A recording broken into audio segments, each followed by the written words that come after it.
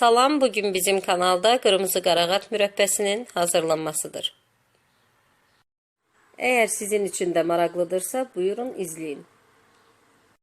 Saplaqlarından ve yarpaqlarından təmizləmiş meyvələr əvvəlcə yuyulur, daha sonra isə aş süzənin içərisində tökülür ki, suyu süzülsün.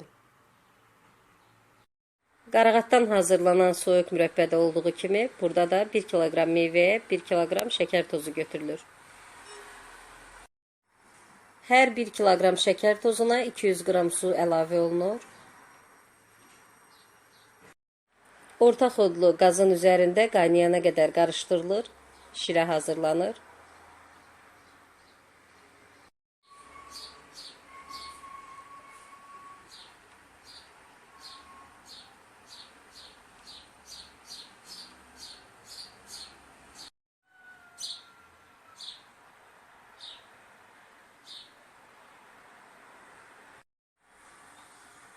Şirə qaynayandan sonra içərisinə meyvələr tökülür. Meyvələr töküləndən sonra qazın xodu da artırılır və mürəbbə bişirilir. Zəif xodlu qazın üzərində hazırlanan mürəbbə bir qədər dəyişilmiş olur, rəngi qaralmış olur.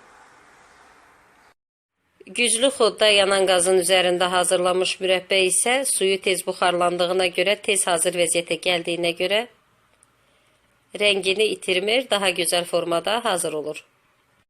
Həm qaynadılarkən, bişərkən, həm də qaynayıb qutarandan sonra, tam hazır olandan sonra mürəbbənin üzərində çıxan köpüklər yığılır. Mürəbbə bir qədər qaynadıktan sonra hazır olub olmadığını yoxlamaq lazımdır. Bunun qaydasını isə yəqin ki bilirsiniz.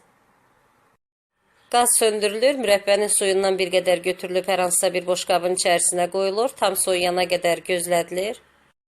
Tam soyumuş mürəbbə şirəsi əgər çox axışqan deyilsə, deməli mürəbbə hazırdır. Daha qaynatmağa ehtiyac yoxdur, tam soyumağını gözləyib, daha sonra isə steril olunmuş bankalara yığmaq lazımdır. Mürəbbəni bankalara qaynar-qaynar da yığmaq olar, lakin qaynar-qaynar yığılmış mürəbbənin rəngi nisbətən qaralır.